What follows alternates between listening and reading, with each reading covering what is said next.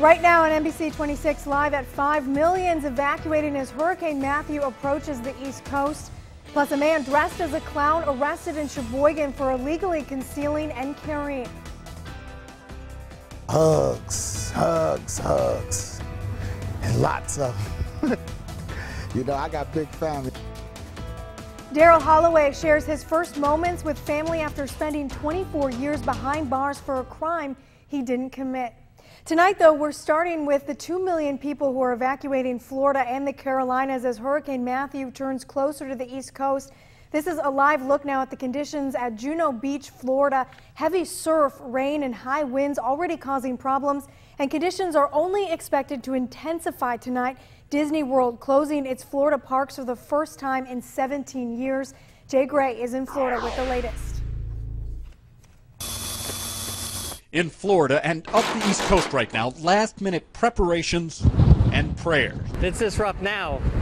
God help us. Hurricane Matthew, a Category 4 storm, is gaining intensity and momentum as it closes in on the coast with sustained winds of 140 miles an hour, gusts even stronger, flooding rains, and a potential storm surge of 6 to 9 feet. This is life and death.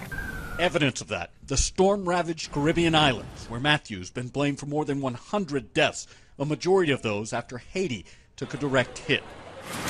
Evacuation orders are in effect from Florida through the Carolinas, and hundreds of thousands have moved to higher ground. Category 4, haven't been through one in about 10 years. I want to say a major hurricane, so it's pretty scary. For those who plan to ride it out, supplies and fuel are running out, and so is time. Conditions will arrive in just a few hours.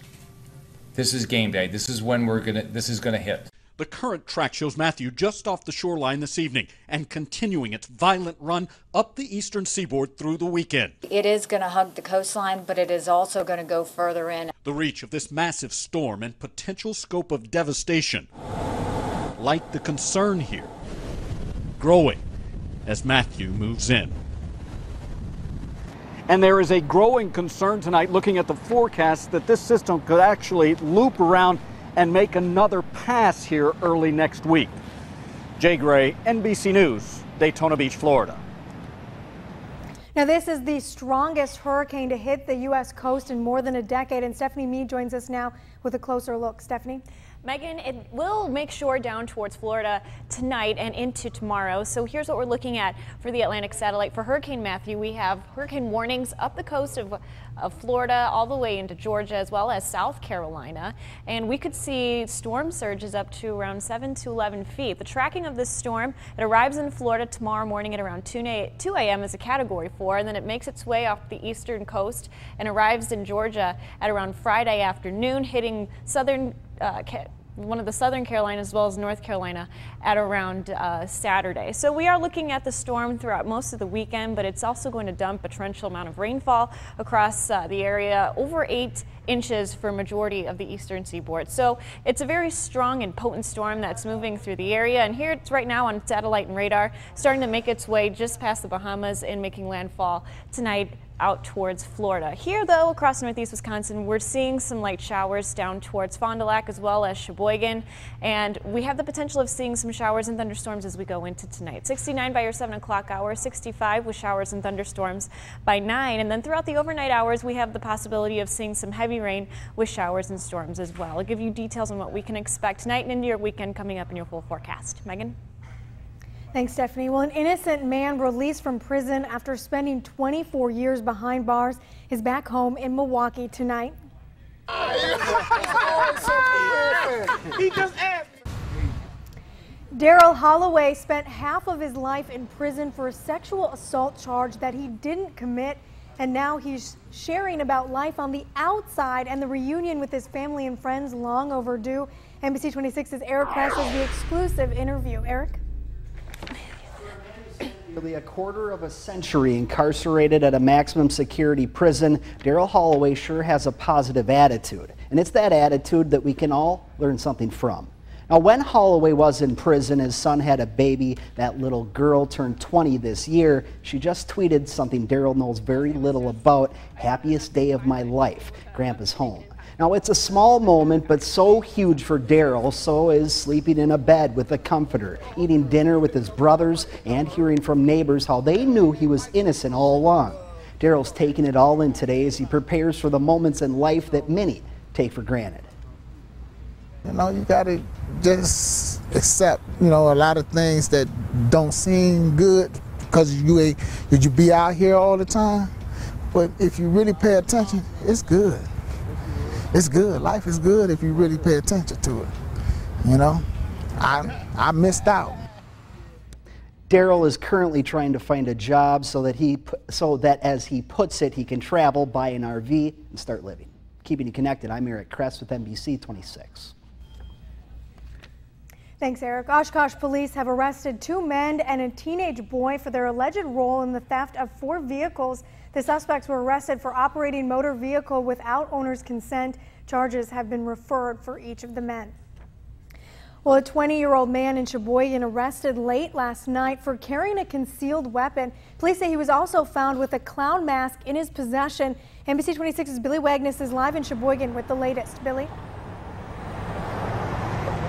Yeah, Megan, to be clear, the clown mask had nothing to do with the arrest specifically. Police say it was the man's criminal history that made it illegal for him to possess the knife he was carrying. But Sheboygan police say they've received several calls recently regarding suspicious activity involving people reported to be dressed as clowns. Now, police say it seems to be limited to a specific area and that no one is in danger, but similar reports are popping up across the state, even nation, and police say it seems to be fueled by social media. People dressing as clowns, I think, is to get attention and to, kind of create that sense of fear on some levels. But I think that people in the community, if they have any concerns about, people acting suspiciously, dressing in that suspicious nature, to contact us and we'll investigate it. Now, Sheboygan police also have a message to those clowning around, saying trespassing and harassment will be punished. Police also say don't take the law into your own hands, as police are ready to respond to whatever a situation may warrant. Reporting live in Sheboygan, keeping you connected, Billy Wagner, NBC26. Now in our Decision 2016 coverage, a hearing is set for next week in an effort to suspend Wisconsin's voter ID law. A motion to suspend the law was filed yesterday by the liberal advocacy group One Wisconsin Institute. It follows reports that staff state DMV centers gave out wrong, incomplete information about how to apply for photo ID for voting. The state is investigating what may have happened. Vermont Senator Bernie Sanders is on the campaign trail for Hillary Clinton after winning Wisconsin's primary in April. He was back in the Badger State yesterday urging supporters to cast their ballots for Clinton. He says she's worked with him on some policies. I think at the end of the day, many of the people who voted for me understand that a Donald Trump presidency would be a disaster for this country. And I hope that by taking a look at Secretary Clinton's agenda, they find out there are a lot of very progressive ideas there. Sanders is back on the campaign trail today in Michigan, and there's lots more campaigning in Wisconsin in the days ahead. Democratic Senator Elizabeth Warren returns to Madison to campaign with state candidate Russ Feingold, and Donald Trump has announced he'll be back in Wisconsin on Saturday, but no word on exactly where he'll be. And then on Monday, Chelsea Clinton will be here campaigning on behalf of her mother. No details on that event yet either. A reminder, NBC26 will show the Packers game against the New York Giants on Sunday night. Our pregame coverage begins at 5 p.m. live right here on NBC26, and the debate will be live streamed on our website, NBC26.com. Another piece of the Titletown project is starting to take shape. The Packers and Bellin Health broke ground today on their new health sports medicine complex.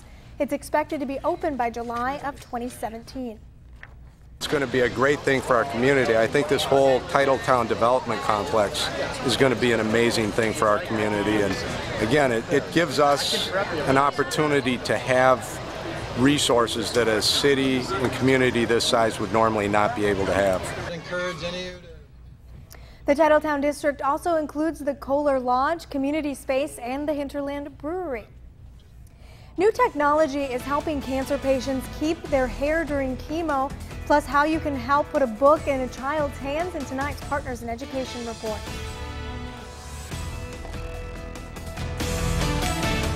NBC26 Live at 5 with Megan Lowry, Chief Meteorologist Cameron Moreland, and Sports Director Charlie Sakaitis. This is NBC26 Live at 5, keeping you connected.